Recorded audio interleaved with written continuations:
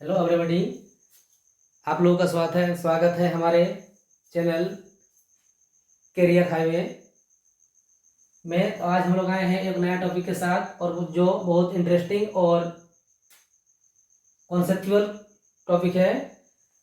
तो हम लोग आज क्या जानेंगे? एकांतर कोण, संगत कोण और अंतर कोण, जिसको हम लोग अंग्रेजी में जानते हैं alternate angle, corresponding angle and interior angle. ठीक है, तो सबसे पहले हम लोग समझेंगे कि ये सब कोण हमको मिलेगा कहाँ, कैसे मिलता है, किस तरह क्रिएट होता है।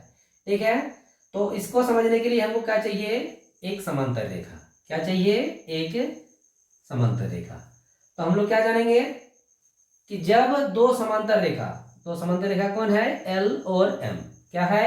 एल और एम दो समांतर रेखा है, जिसको कोई तिर्यक रेखा मतलब टेढ़ी लाइन, तिर्यक रेखा जब इसको प्रतिच्छेद करती है तो हमको चार वो एंगल मिलता है, चार ऊपर चार नीचे।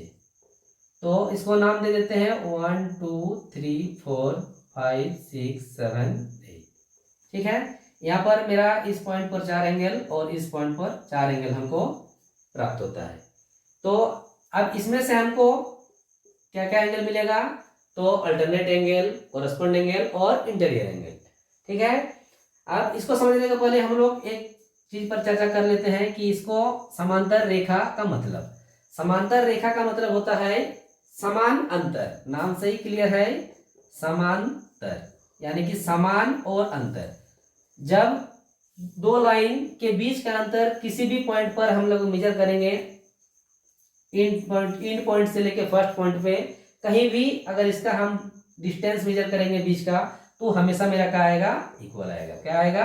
इक्वल आएगा। दूसरा इसका क्वालिटी क्या है कि इसको अगर हम इन्फिनिटी तक यानी कि अनंत तक, कहीं भी स्टार्टिंग पॉइंट से लेके अनंत तक हम कितनों भी दूर ले जाएंगे, तो ये दोनों लाइन कभी एक दूसरे को इंटरसेक्ट नहीं करेगी, यानी कि एक दूसरे को प्रतिच्छेद नहीं करेगी। तो इसी को बोला जाता है समांतर रेखा। यानी कि जब दो रेखा को हम शुरू से लेकर अनंत तक कितनों भी दूरी तक ले जाते हैं, वो एक दूसरे को कभी नहीं काटती है, तथा उसके बीच की दूरी किसी भी पॉइंट पर नापेंगे तो मेरा बराबर मिलेगा। उसी को बोलते हैं समांतर रेखा। अब समांतर रेखा में हम लोग को क्या पढ़ना है? संगत कोण, एकांतर कोण और अंतर कोण। तो अभी हम लोग देख लिए कि जब दो समांतर रेखा को कोई तिर्यक रेखा यानी कि टेढ़ी रेखा प्रतिच्छेद करती है, तो हमको 8 गो एंगल ऑब्टेन होता है, यानी कि मिलता है 1 2 3 4 5 6 7 8। ठीक है, तो अब इसमें अब हम लोग कैसे सिलेक्ट करेंगे कि कौन मेरा अल्टरनेट एंगल है, कौन कॉरस्पॉन्डिंग एंगल है और कौन इंटीरियर एंगल है। ठीक है, तो इसमें हम लोग इस फिगर में हम लोग देखेंगे कि जेड, जो हम लोग अल्फाबेट का लेटर होता है जेड, पहले जेड बनाएंगे। तो जेड बनाने से देखिए जेड के अंदर मेरा कौन कौन एंगल आता है, तो यहाँ पर आया 4, यहाँ पर 6। तो जो जेड बनाने से जो मेरा एंगल हमको मिलता है उसको बोला जाता है अल्टरनेट एंगल। यानी कि सबसे पहला है मेरा अल्टरनेट एंगल, जिसको हिंदी में बोला जाता है एकांतर कोण। एकांतर कोण। तो एकांतर कोण में हम लोग सबसे पहले क्या पढ़े कि हमको जेड बनाना है। क्या बनाना है? सबसे पहले जेड बना लेंगे। तो जेड बनाने से हमको क्या क्या मिल गया कि एंगल 4 इक्वल टू एंगल 6, जो कि क्या होता है? हमेशा इक्वल होता है। यानी कि 4 अगर एंगल 4 मेरा 20 डिग्री, तो एंगल 6 भी 20 डिग्री। उसी तरह अब हम लोग आते हैं रिवर्स जेड बनाएंगे, उल्टा जेड। तो उल्टा जेड में हमको क्या मिल जाता है? Angle 3 and angle 5। Angle 3 equal to angle 5, यानी कि एंगल 3 मेरा अगर समथिंग कुछ भी होगा 30 डिग्री 50 डिग्री, तो एंगल 5 को भी हम ऑटोमेटिक 50 डिग्री लिखेंगे, क्योंकि वो मेरा अल्टरनेट एंगल का वो मेरा एक क्वालिटी है। अब आते हैं दूसरा नंबर में कॉरस्पॉन्ड एंगल। कॉरस्पॉन्ड एंगल जिसको हम लोग पढ़ते हैं संगत कोण। ठीक है, तो संगत कोण में क्या क्या आता है? ऊपर वाला लाइन का राइट साइड, यानी कि ऊपर वाला लाइन का ऊपर वाला, नीचे वाला लाइन का ऊपर वाला, यानी कि एंगल 2 इक्वल टू एंगल 6। ठीक है, अब हम लोग अभी कहाँ थे? राइट साइड में। राइट साइड का फर्स्ट लाइन का ऊपर वाला सेकंड लाइन के ऊपर वाला, ये होता है मेरा कॉरेस्पॉन्डिंग एंगल यानी कि संगत कोण।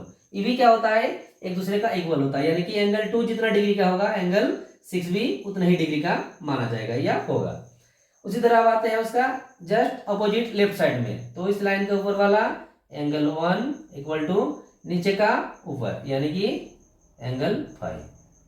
तो ये था मेरा कॉरेस्पॉन्डिंग एंगल। फिर इसके अगर इसका ऊपर वाला कॉरेस्पॉन्डिंग एंगल हो सकता है तो इसके नीचे वाला भी कॉरेस्पॉन्डिंग एंगल होगा, यानी एंगल 3 इक्वल टू एंगल इसके नीचे वाला, तो इस लाइन के नीचे वाला एंगल 7, ये भी मेरा है संगत कोण। उसी तरह फिर इस लाइन के नीचे वाला और नीचे वाला के नीचे लाइन के नीचे वाला यानी कि एंगल 4 इक्वल टू एंगल 8। तो ये 4 पेयर मेरा किसका मिल गया, 4 जोड़ा मिल गया मेरा कॉरेस्पॉन्डिंग एंगल। अब आते हैं नेक्स्ट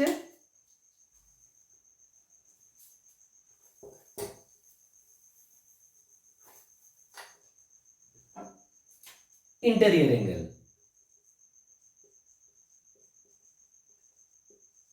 इंटीरियर एंगल जिसको बोला जाता है अंतःकोण। अंतःकोण,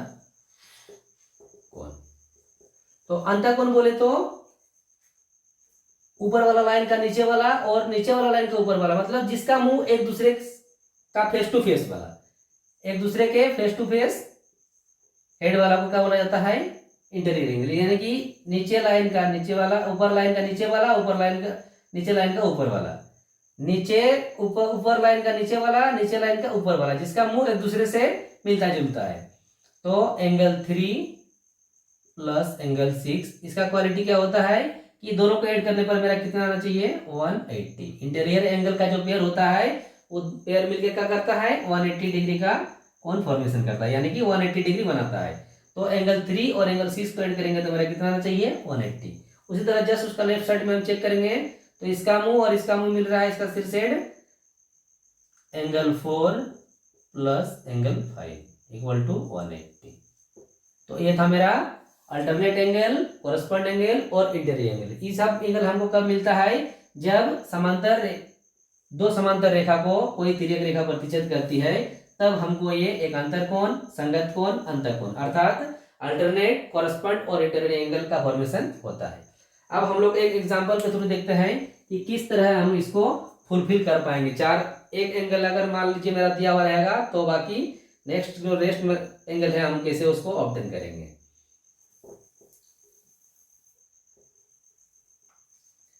तो चलिए मेरा क्वेश्चन इसी को लेते हैं, इसी बेस्ट क्वेश्चन कि एंगल 2 मेरा दिया हुआ है 30 डिग्री। कितना दिया हुआ है, एंगल 2 30 डिग्री। तो बाकी हमको निकालना है, बाकी जो रेस्ट 7 एंगल बचा हुआ है उसको हमको निकालना है। तो अभी हम लोग क्या किए थे कि इस लाइन के ऊपर वाला नीचे लाइन के ऊपर वाला के कौन सा पेयर बनाता है, तो कॉरेस्पॉन्ड एंगल, यानी कि एंगल 2 इक्वल टू एंगल 6 क्या है, तो कॉरेस्पॉन्ड एंगल, कॉरेस्पॉन्ड एंगल जिसको बोला जाता है संगत कोण। क्या बोला जाता है, संगत कोण। तो एंगल 2 मेरा मेजर है, कितना है, फाइंड है 30 डिग्री, तो 30 डिग्री इक्वल टू एंगल 6, यानी कि एंगल 6 मेरा कितना हो गया, 30 डिग्री। ये मेरा मिल गया 30 डिग्री। ठीक है। अब देखिए हमको एक चीज हमें दिमाग में रखना है कि जो चीज हमको दिया हुआ है जिसको हम निकालते हैं, निकालने वाला के साथ हमको हमेशा देखना है कि वो अल्टरनेट, कॉरेस्पॉन्ड या इंटीरियर एंगल में किसके साथ मैच करेगा, या तो किसके साथ हम मैच करेंगे कि उसको हम जो अनफाइंड है उसको फाइंड कर सकें। तो देखिए यहाँ पर 30 डिग्री एंगल 6 है। अब इसके साथ मेरा अगर जेड बनाएंगे तो अल्टरनेट एंगल हो रहा है, तो एंगल 6 इक्वल टू एंगल 4। इसका किस क्वालिटी से है, तो किस गुण से मिल रहा है इसका, तो इसका मिल रहा है एकांतर कोण,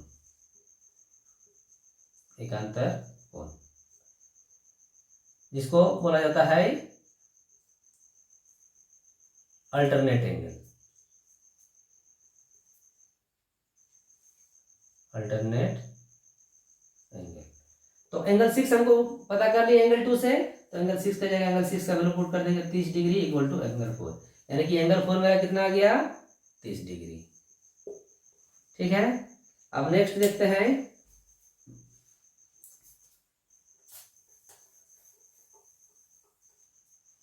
अब हमको देखना है कि एंगल 4 किसके साथ मैच करेगा, तो एंगल 4 एंगल 8 के साथ, फर्स्ट लाइन का नीचे वाला सेकंड लाइन का नीचे वाला, यानी कि एंगल 4 इक्वल टू एंगल 8 कौन सा क्वालिटी से किस गुण को मैच कर रहा है, इसका प्रॉपर्टी है correspond angle, correspond angle.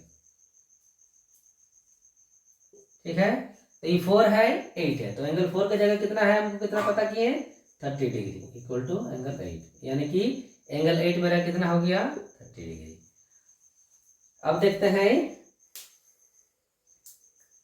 Angle 4 हो गया, अब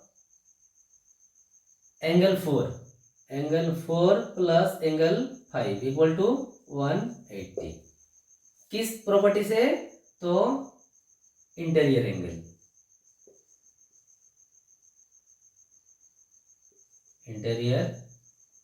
जिसको हम लोग बोलते हैं अंतर कोण। तो एंगल 4 कितना है मेरा, एंगल 4 हमको पता है 30 degree plus angle 5 equal to 180 degree, तो इससे हमको क्या मिल जाएगा एंगल 5 इक्वल टू 180, इसको उधर ले जाएंगे तो माइनस 30 डिग्री, तो 150, एंगल 5 मेरा हो गया 150। अब एंगल 5 किसके साथ मैच करेगा,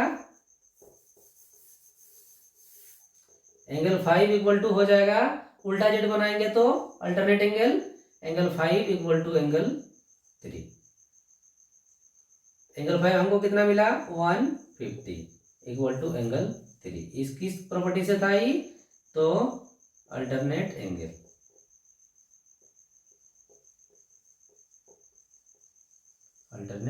यानी कि एक अंतर कोण, तो ये भी हमको मिल गया 150। अब हम लोग क्या देखे थे, एंगल 5 और एंगल 1 इक्वल टू एंगल 5 किस प्रॉपर्टी से, तो एंगल 5 एंगल 1 इसका ऊपर वाला इसका ऊपर वाला, यानी कि कॉरेस्पॉन्ड एंगल,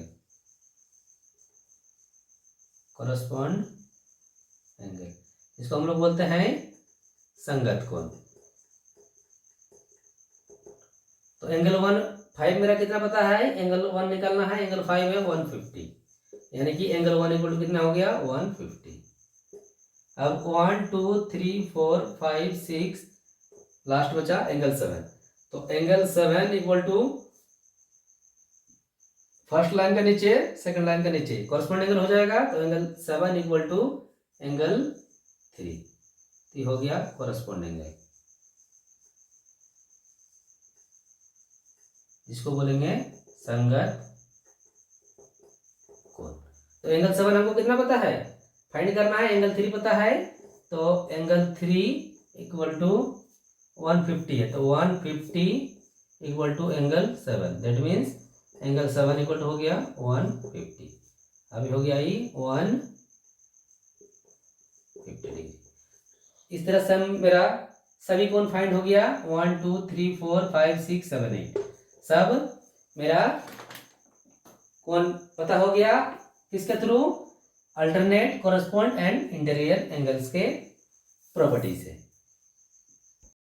तो अभी तक हम लोग का ये चीज हमको पता था, एंगल 2 इक्वल टू 30 डिग्री, इसके हिसाब से हम किस प्रॉपर्टी का, तो अल्टरनेट, कॉरेस्पॉन्ड और इंटीरियर एंगल, अर्थात एक अंतर कोण, संगत कोण और अंतर कोण का जो गुण है उसके हिसाब से हम बाकी सब एंगल निकाल लिए। अब आता है इसको हमको चेक, क्रॉस चेक करने का विधि कि मेरा ये सही है या गलत, तो उसको चेक करने के लिए कुछ प्रोसेस है जिसको हम लोग जान लेते हैं।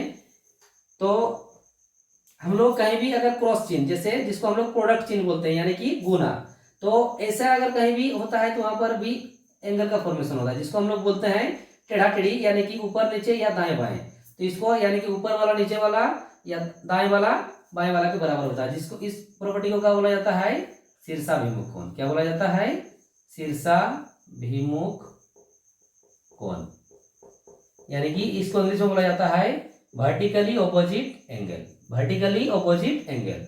तो ये होता है, ये एक दूसरे के बराबर होता है, यानी कि अगर क्रॉस कहीं भी मेरा क्रॉस प्रोडक्ट होता है तो वहां पर यानी कि गुना चिन्ह दो लाइन एक दूसरे को काटता है, तो ऊपर वाला नीचे वाला के बराबर होता है और दाएं वाला बाएं वाला के बराबर होता है। उसके हिसाब से हम लोग इसको चेक कर सकते हैं।